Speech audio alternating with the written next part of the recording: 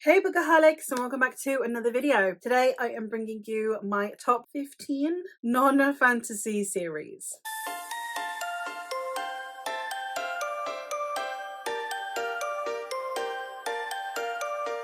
Last year it was 10. Last year it was easier to narrow down. This year, not so much. I even have an honourable mention, even with 15. But it's my video, and I can do what I want. That's the beauty of it. Because there's so many to talk about, let's just get straight in. These are literally only books that are part of a series that I've read in its entirety and that are not fantasy, complete fantasy. So romantasy, Afrofuturism, they could all technically go on this list. Anything that is not just pure fantasy. My honourable mention is, of course, Hitchhiker's Guide to the Galaxy by Douglas Adams. This is one I have very fond memories of and have really enjoyed over the years. I can't really remember that much about it now. It's been so long since I've read it, so I always feel weird putting it on a list because it's like, well, is it still a favourite? But at the same time, I had such a wonderful time reading it that I feel bad leaving it off. So it's an honourable mention. At number 15, however, we're going to start with a romantasy, and that is the Wilderwood series by Hannah Whitten. This is a duology of romantic stories that are following two different couples. In the story, we are following Red, and she is the younger daughter of the two, and one daughter is always for the throne and one is for the wolf. We're in a world where the wolf is this being that is supposed to hold back this dark forest that is creeping into the city, and we are following Red as she is sent to the wolf as she is supposed to be able to help him hold back the forest. And it's a Beauty and the Beast retelling,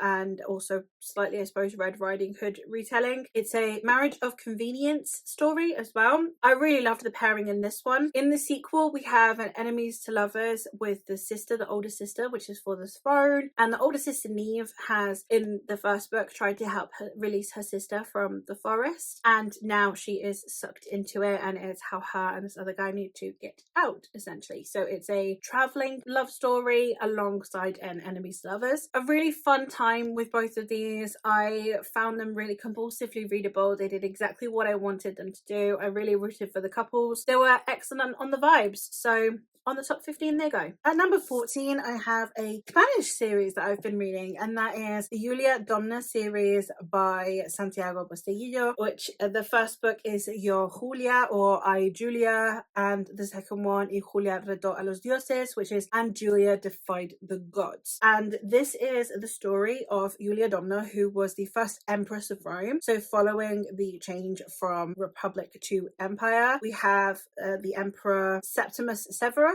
and then we have Julia, who is his wife, and she is also the mother later on of the two successors to her husband, and therefore a huge role in their lives and what happens afterwards. So she was a very pivotal figure who doesn't get talked about an awful lot, and I was fascinated by this story. We also do have appearance of the gods themselves, of the Roman gods, and their influence and their preferences and whether they are for or against Julia, and I really liked all of those elements. I think Santiago Bustillo did a really good job, and I hope that it does get translated into English at some point, because I would highly recommend this one, especially to fantasy fans. If you're a fantasy fan and looking for historical fiction, if a translation of this ever comes out, please go grab it because it is amazing. Coming in at number 13, I have the Aestus duology by S.Z. Atwell. This one is a dystopian story in which we have completely destroyed the planet. Global warming has overcome us, and now it is too hot to live on the Earth's surface. The privileged few who managed to circumvent this in time managed to make themselves a colony underground where they can live. We are following Jossie, who is one of those born underground, and she is a solar engineer who gets attacked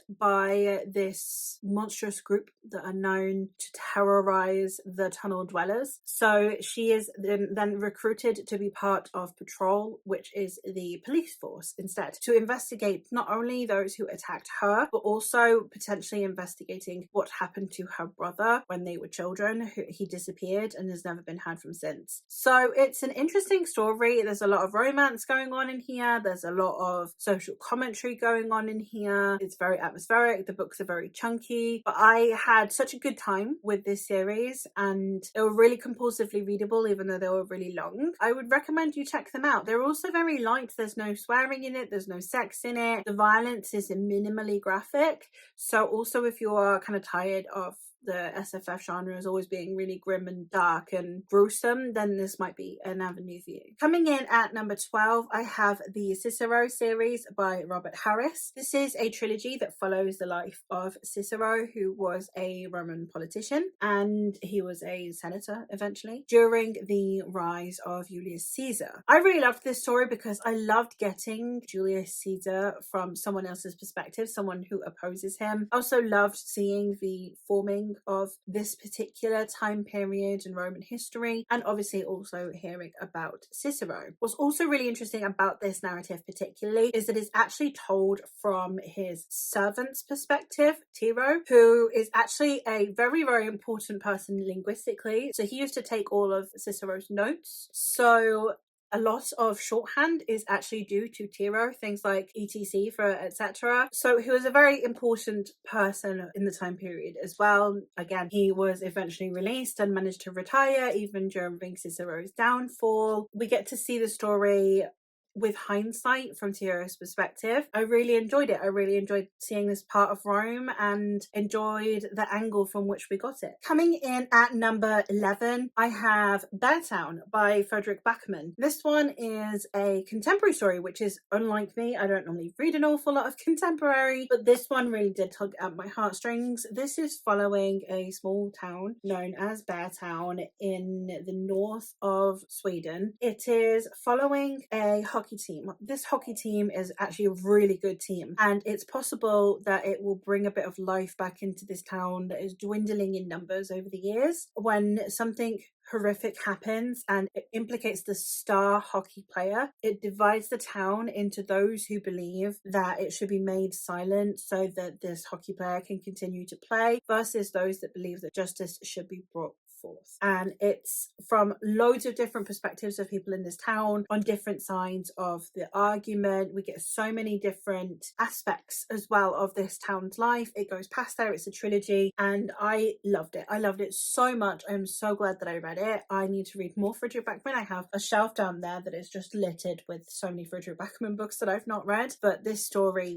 it's a harrowing one. It's a hard one to read, but it's beautiful. The next one that I have on this list is The Losers by Harley LaRue. Another one that quite out of my usual comfort zone. It's a erotica. It's also a bully romance. And why choose? I had a great time reading this series. In this story, we are following a young woman who in her teens used to bully this group of boys who were kind of outcast misfits. And then she went to university. They all went their separate ways. And then in the novella The Dare, they convene at a party where she ends up having sex with one of them. And then they continue to go their separate ways. She goes back to university. And then when she doesn't get the job application that she applies for, she has to return home back to her hometown again. And she meets these boys again. And it's a romance between not only the guy that she initially had sex with, but also his best friends who are all in a polyamorous relationship as it is. It is queer. It is about healing and about moving forward and about relying on other people emotionally and being okay, opening up. And it was a really sensitive story. It is a BDSM story, so you do have slightly rougher sex, but it was done in a way that even that was healing. It was kinky and it was fun, but it was also healing, and it's about expressing yourself and your needs and your desires, and there being no shame in that. And it was such a gorgeous story to be told through this medium of erotica that I think it's ruined the rest of erotica for me, because it's like, oh my god, like erotica could be so deep. I didn't know that. So I had a wonderful time with this series. I love the characters so much, and you can tell that the kind of the main guy from The Dare is based on Andy Biersack from Black Veil Brides, who was my teenage crush. Like, I loved that man so much. So just being able to visualize him in the book also did it no harm. Next up, I have the Parable series by Octavia E. Butler. This one is a duology that is Afrofuturism and dystopian. And in this story, we are following Lauren Olamina, who has the unusual ability to be able to feel other people's pain. So when the world erupts into chaos and she is able to feel everyone's pain throughout these horrifying times, she begins to write a book that eventually becomes almost revered like a Bible. And then it's how they tackle this new world. It's about overcoming the obstacles that this new world presents, all while she is feeling everyone's pain, all while she is being revered, and while she is looked at for guidance during these times. And it's a duology, so the second book is actually from her daughter's perspective as well as hers, and the way that her relationship with her mother turned out. And there were meant to be 3 books. There was supposed to be an additional one, but the author died before she could complete it. I think that this holds up really well as a duology, and it leaves the rest to your imagination. I personally love Octavia E. Butler's writing style. I do find her to be really digestible when she's talking about these really difficult, really harrowing themes. I still find her work so readable and so easy to get through. I had to choose an Octavia E. Butler series to put on here. I've read 2 so far,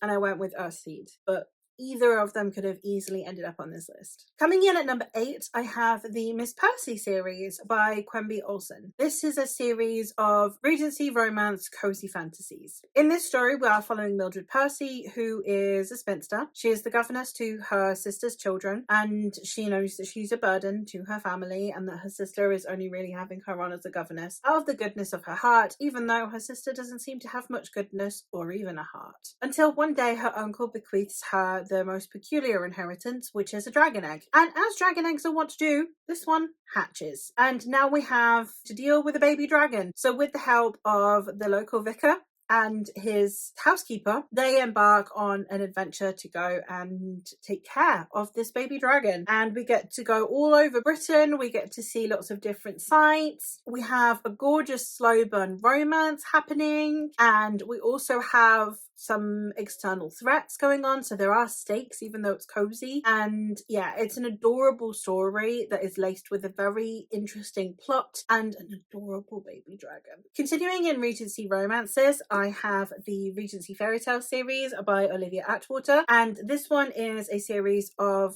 somewhat companion novels. It is a series, they do follow on from one another, but they're following different couples. These are Regency romances, they're cozy fantasies, and they are fae fantasies. In this first book, we are following a young woman named Dora, who is niece to a lord and ward to her uncle since her parents passed away, and she is out in the woods one day when a fairy tries to take her soul. However, it only happens to take half of her soul. As an adult, however, it means that Dora is a bit of an embarrassment because she doesn't feel things the way that she's supposed to feel them. And therefore, we are now embarking to London as her cousin is going to come out in society, and the family want to marry off Dora as quick as possible so that she is no longer their responsibility. However, once she's there, she actually manages to end up helping out a couple of gentlemen with their investigation into this unusual sickness that seems to be happening to especially workhouse children, where they are falling asleep and not waking up. It's not quite enemies to lovers, it's more, I've said this before, it's more like in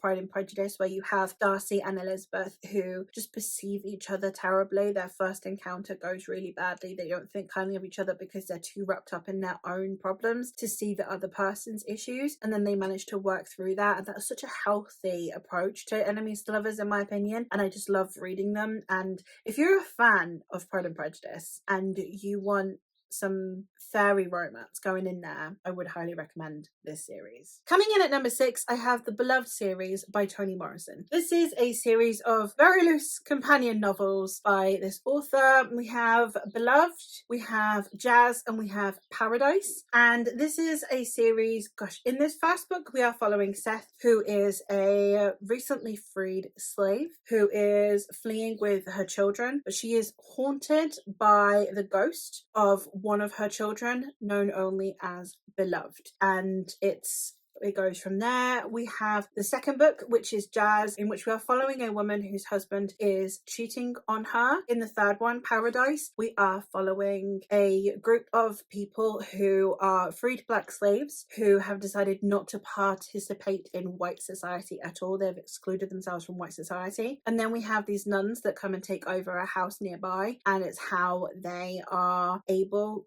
to help the town, and then how that goes terribly wrong. All of these are about something happening that then leads onto a huge chain of events, and the way they interconnect is also very fascinating. I personally love Toni Morrison's writing, and I really wanted an excuse to put Toni Morrison on here. So now the fact that I have read all 3 books in this series means that I am able to do so. They are all harrowing. They are all horrible to read in a way, because you dread it. You know something's coming that you don't want to read, but at the same time it's told so masterfully, so beautifully, and I need to read everything that this woman has written. Now getting into the top 5, we have the Texacalan duology by R.K.D. Martin. This is a political sci-fi, the first one being a murder mystery, the second one being a first encounters sci-fi, and we are following Mahit, who is the ambassador for this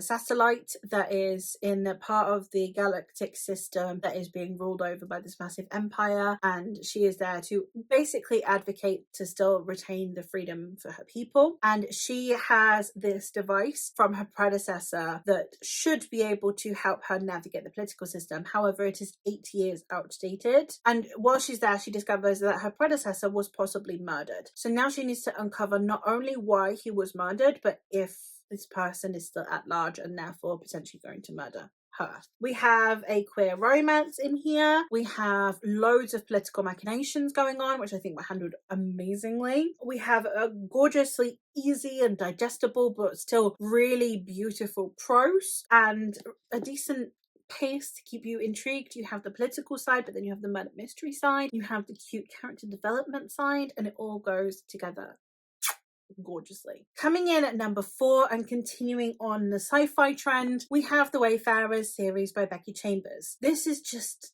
I love this series so much. This is a series of cozy sci-fi companion novels, the first one being A Long Way to a Small Angry Planet, and in it we are following Rosemary Harper, who has joined the Wayfarers. Wayfarer ship is a ship of people who are the ones that do the long haul traveling, so that then they can open like a jump station, so that then it's easier for everyone else to fast travel. So they're the ones that do all the hard work. But being in the ship for months is exactly what she needs, because she needs to get away from everything that she knows. And we are following basically just her interactions with this crew, and it's adorable. And then all the companion novels follow someone who is like a background character in the previous book. So a background character in this book will be the protagonist of the next book, and they are all just talking about existence and humanity, and it's that outsider looking in at what it is to be human. And I love them. They're very preachy, but I love them anyway, and they're so easy to get through, and they're adorable. Coming in at number 3, we have a dystopian, and that is the Newsflash series by Myra Grant. No, nothing has toppled my top 3. So if you've seen one of these before, you know exactly what they are. But I love this series so much. In this story, we are following Georgia, who is the head of a blogger team. Now, we're in a world where we've already had a zombie apocalypse about 25 years before the beginning of the book. Mainstream media tried its hardest to try and prevent mass hysteria by downplaying the severity of the zombie outbreak, while bloggers were out there on the front lines actually telling the story, which means that now there are quite a few people that will trust the bloggers more than they would trust the mainstream media. So now that we are in a point where civilization is back on its feet, we are following an electoral campaign, and we have one of the candidates that is going to, for the first time, use a blogger team to follow his campaign, and he selects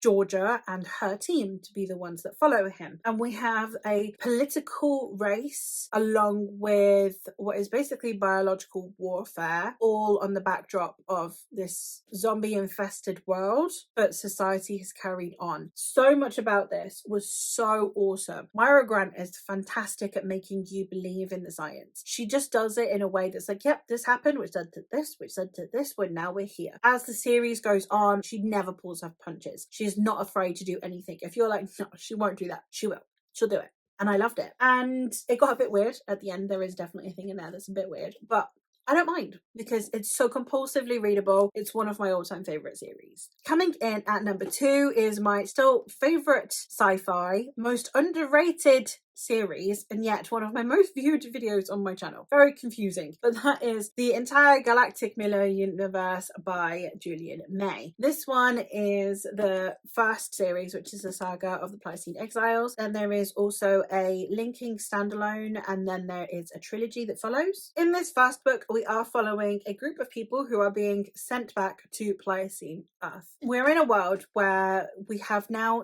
joined part of this galactic alliance of different alien species. There are those who have what is called metapsychic abilities, which is basically kind of any of the typical psychological powers that you see in like X-Men, like think Charles Xavier. So you have like telekinesis, you have what's called far speak, which is where you can communicate with someone else's mind from far away. All of the typical things that you can do with your noggin in this kind of story. And we're following a group of people who are either being sent back or are choosing to go back to Pliocene Earth. Those who simply want a simpler life. Someone who used to have metapsychic abilities and has now lost them and doesn't know how to cope in this society without them, so she's choosing to go back to Pliocene Earth. We have so many different people that are going back for different reasons, and we're following this particular crew as they are sent back. Only things in Pliocene Earth are not as they seem, and it's about kind of how they navigate this aspect of our world. It's amazing. It's such an incredible series, and I need to reread the first trilogy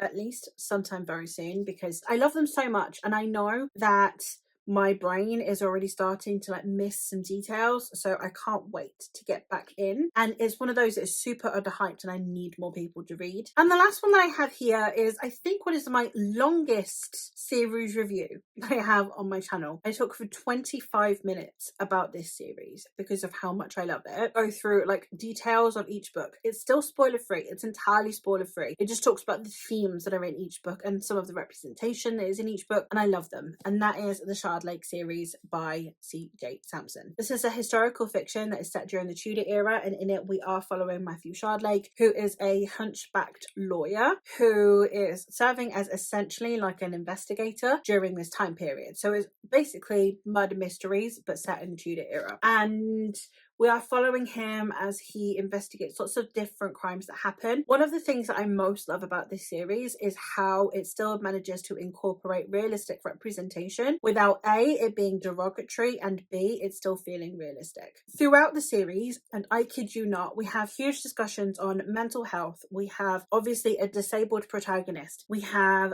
Black characters that are woven in a way that is completely believable and authentic. We have queer characters, we have a trans character. Catherine Parr being portrayed in a genuine light of her wanting more to advocate for women, for women's rights, her advocating for Elizabeth or Mary to be potential heirs to the throne so that you could have a woman on the throne. You have so many things in here about authentic, diverse representation, and I love it because it really pisses off anyone who thinks that that's woke.